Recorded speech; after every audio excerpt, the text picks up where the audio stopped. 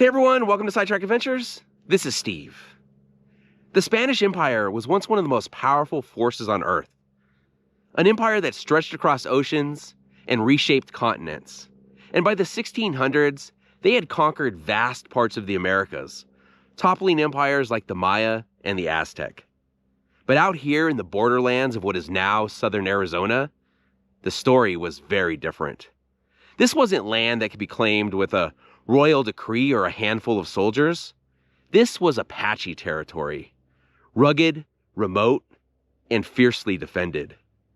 Near here at a lonely outpost, Spain's ambitions collided with a people they could never truly conquer. Today, we're going to be taking a look at where the Spanish Empire met its match and was ultimately forced to retreat from the area. We are currently in Arizona's Cochise County, not too far from the ghost town of Fairbank, near the San Pedro River.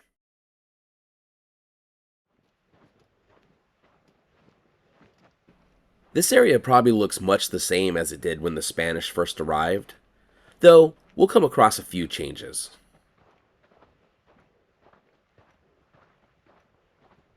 Before European contact, this land was inhabited by the Sabai-Puri. After conquering the Aztecs, Spain ruled a massive territory that they called New Spain, including the American Southwest. At least on paper. Most who lived here probably had no idea that some distant king across the ocean was claiming ownership of their land. The earliest documented Spanish activity in what is now Arizona came in 1539, when Fray Marcos de Niza passed through while searching for mythical cities of gold. But it wasn't until the 1690s that the Spanish began to have a more permanent presence in the area. This was the far edge of the Spanish Empire, and incredibly difficult to control. Spain managed to build relationships and alliances with some native communities, but the Apache were a different story entirely. Apache groups moved with the seasons, and raided settlements that they saw as intrusions into their territory. Spain had no answer for them that actually worked.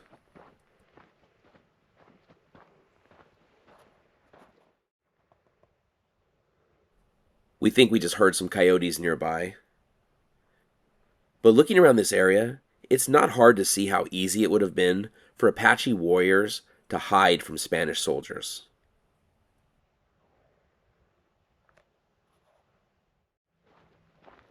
To protect their northern claims, Spain built a line of presidios, which were military forts meant to guard settlers and push back against Apache raids. One of those forts was Terranate. An earlier fort had been built in 1742, miles south of here in what is now Mexico, but by the 1770s, Spain realized the entire frontier defense system needed a complete overhaul. So they put an Irish-born Spanish commander, Hugh O'Connor, in charge.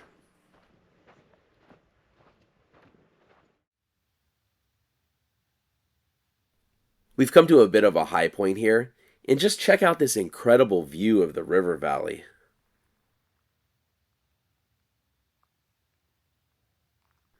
From here, I'm not exactly sure where the Presidio was, but in 1775, O'Connor ordered Terranate to be relocated to somewhere down below us, to a spot overlooking the San Pedro River.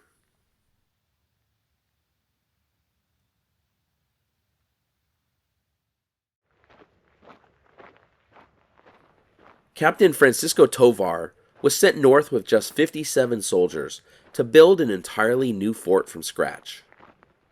And as we'll see, being a captain in charge of this fort had a pretty short shelf life. And it looks like we still have about 3/4 of a mile to go.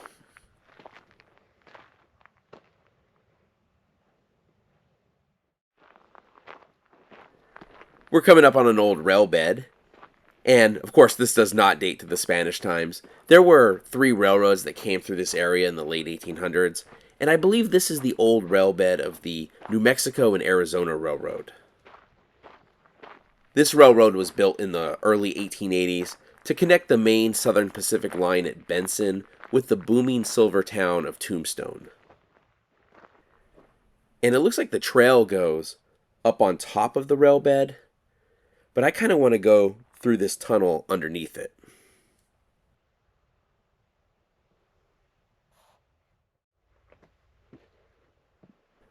There's a big boulder in this tunnel, and at first it kind of freaked me out for a second because I wasn't sure what it was. There have been mountain lions spotted somewhat in this area in the recent past, and of course, there have been jaguars spotted in Arizona as well, though not in this area. I guess coming across a mountain lion or a jaguar out here would make for a more exciting video, though. I was hoping to see a date somewhere on this tunnel, but so far I'm not seeing one. One good thing, though, is surprisingly very little graffiti in here.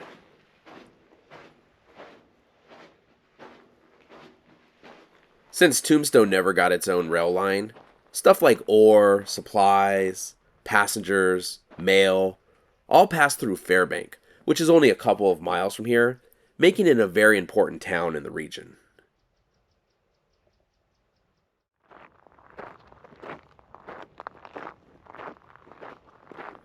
Well, it looks like we're going to follow the old railroad bed for a bit. The New Mexico and Arizona Railroad followed the San Pedro River Valley south towards Nogales, where it connected into trade with Mexico. For a time, this was one of the most important transportation corridors in the Arizona Territory. But when Tombstone's mines flooded and the silver economy collapsed, traffic declined, and eventually the line was absorbed into the Southern Pacific. And I believe the Southern Pacific pulled out of this area in the 1960s.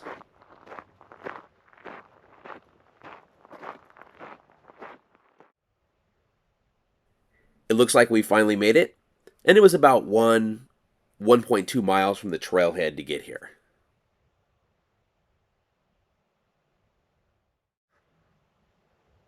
The sign's a little bit faded, but it looks like there's a half-mile trail around the site that we could take. We should see some ruins as we walk around, but this fort was actually never completed. The Apache were so relentless in their attacks and their raids that the Spanish were never able to finish this Presidio. When the Spanish arrived, they had a European mindset towards warfare. Fortified walls, fixed positions, and long supply lines, while the Apache had an entirely different approach. Spain believed they could impose control with a Presidio, a visible symbol of their force, but the Apache didn't fight on those terms. And we could see some of the ruins right in front of us.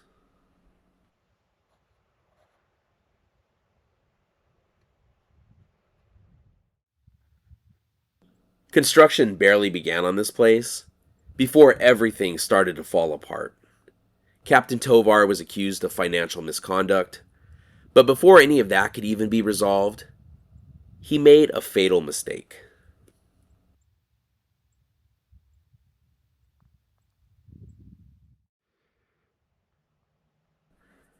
Here's a place to tie off your horses in case you come out here on horseback. And we should be able to see the river below us from right over here.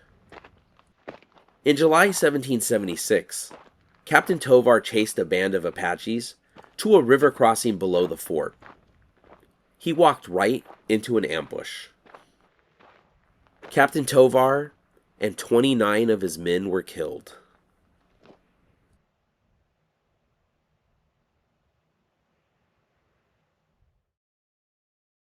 Over half of the fort was taken out in a single day.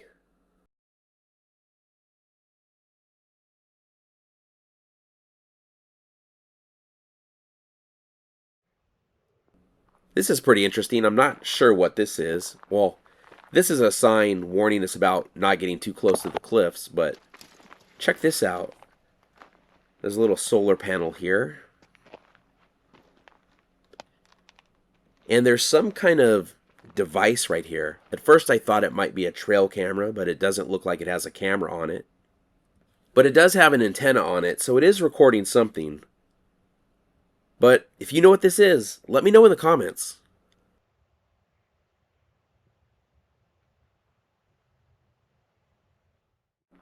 It's a little hard to see with the vegetation, but you can kind of make out the outline of the walls of the fort.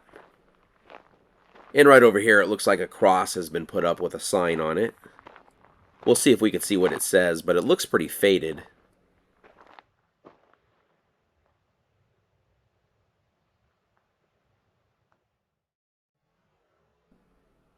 This is a monument to the Spanish soldiers killed in action here.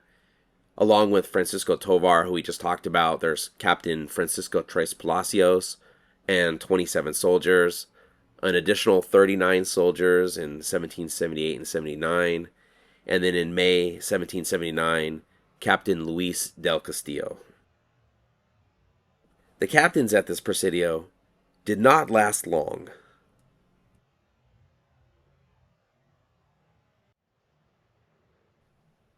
Here's another look at the San Pedro River below us. I know he was just mentioned on that monument, so we already know his fate. But after Captain Tovar was killed, Captain Tres Palacios took over, and he inherited a nightmare.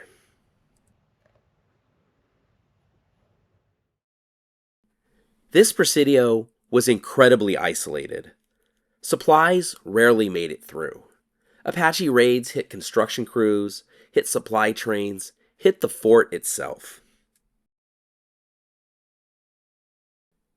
After taking command here, Captain Tres Palacios led an expedition to the mission at Magdalena, which is in what is now Mexico, and when he and his men arrived, they found everyone in the mission and nearby village had been massacred by the Apache. No one survived.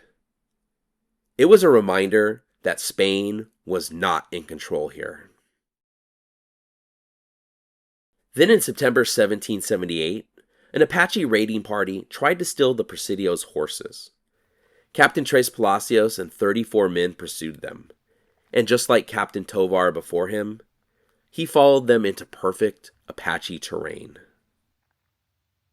Captain Tres Palacios and 27 of his men were killed.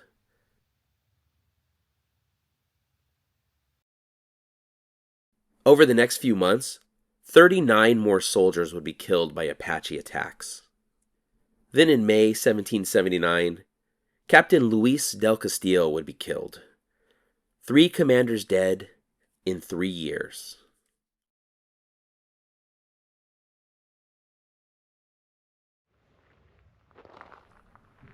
Here's a sign kind of giving us a map of the Presidio,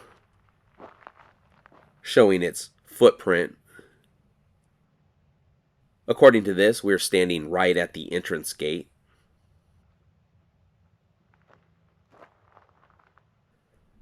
And here we can see what's left of the walls, which isn't much. I'm not sure how well it comes out on camera, but you could kind of see where it's raised up. But let's head into the Presidio and see if we can find a better view.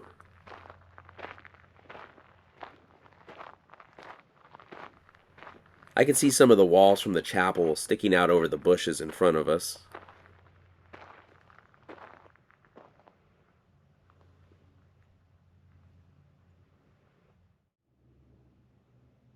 This sign has an illustration what the main gate for the Presidio would have looked like.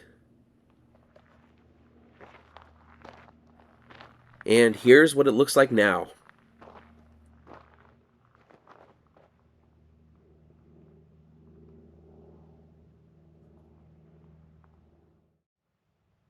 Over here you can see some of the stone foundations for the adobe walls. These walls were supposed to rise 12 to 15 feet, but they never got there. When the fort was abandoned in 1780, sections of the wall were still only 7 to 12 feet tall. Plus, only about a quarter of the soldiers' barracks were ever completed as well.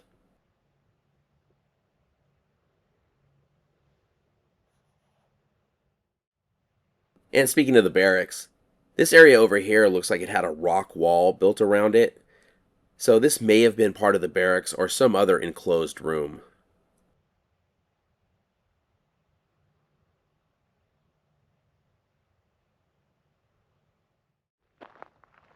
The Apache raids on the supply lines were extremely effective in stopping this fort from ever truly being completed.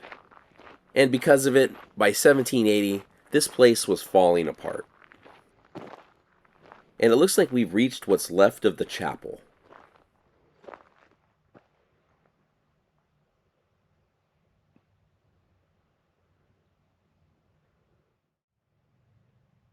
This sign kind of gives an idea what the chapel would have looked like.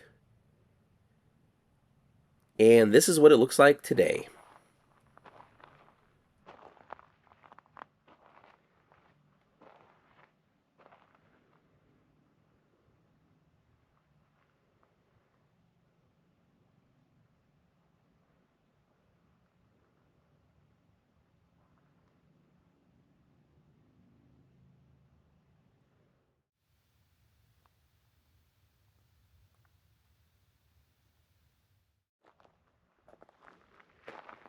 Taking a look at the chapel, it's kind of interesting how the two side walls have survived, or at least somewhat survived, while the walls at either end have pretty much completely disappeared. And it looks like the chapel would have been right up against the outer walls of the Presidio. And based on what we know, this chapel was probably the site of a lot of funerals. I just noticed something off to the side over here. It looks like we have a railroad tie. And of course, this doesn't date to the time of the Spanish. But just imagine how easy it would have been for the Apache to hide in this brush.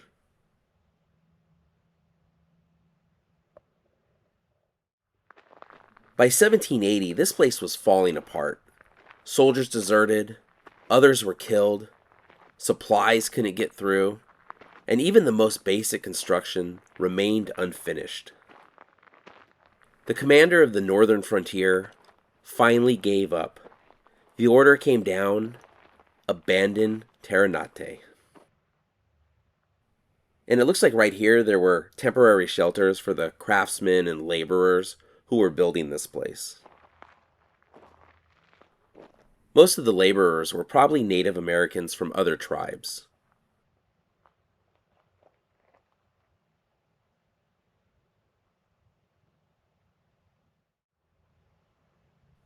And over here is what is left of the barracks. Just kind of a representation of what they would have once looked like. And all that's left is a pile of dirt where the walls once stood.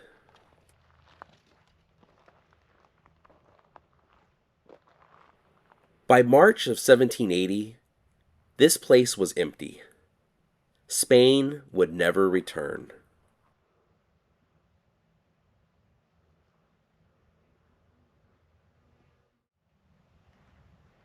Over here would have been the bastion that the Spanish would have built to protect these two sides of the Presidio. As I mentioned earlier, Spain was set up for European-style warfare. The Presidio walls were designed to stand 12 to 15 feet high, but Apache tactics rarely required them to attack the walls at all. They struck supply trains, herds of horses, and work crews, anywhere the Spanish were weakest. The Apache chose the terms of every engagement. This mismatch meant that Spain was always reacting and never on the offensive. Even when the Spanish pursued raiding parties, they were drawn, like with both Tovar and Tres Palacios, into ground the Apache had already scouted and prepared.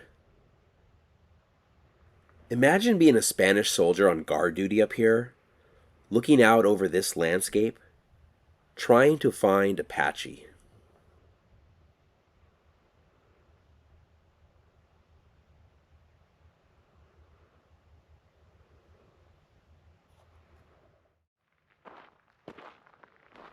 With the number of commanders and soldiers that were killed here, and the fact that they were never able to complete this place, this Presidio was kind of an example of how little a European fortress mattered against an enemy that refused to fight like Europe.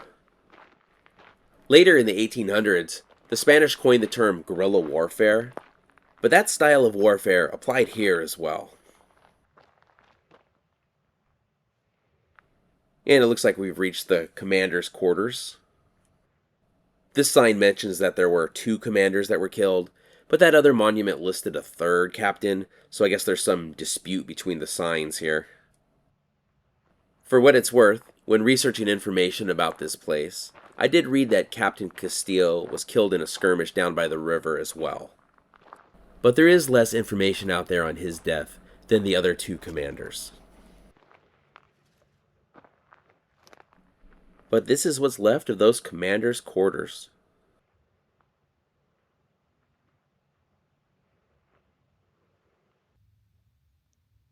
This Presidio was built on top of an ancient Native American village as well. And they have found artifacts of that older village in some of the adobe walls here.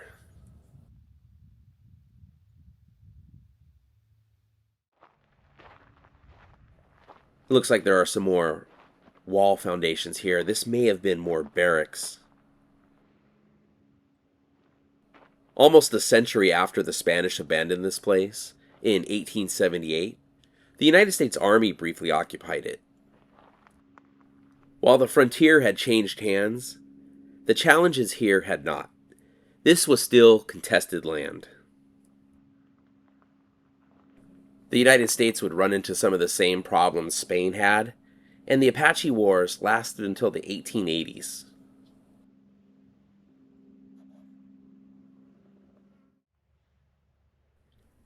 This is a really cool place to check out. To me, this Presidio kind of shows the last traces of a frontier where an empire pushed too far.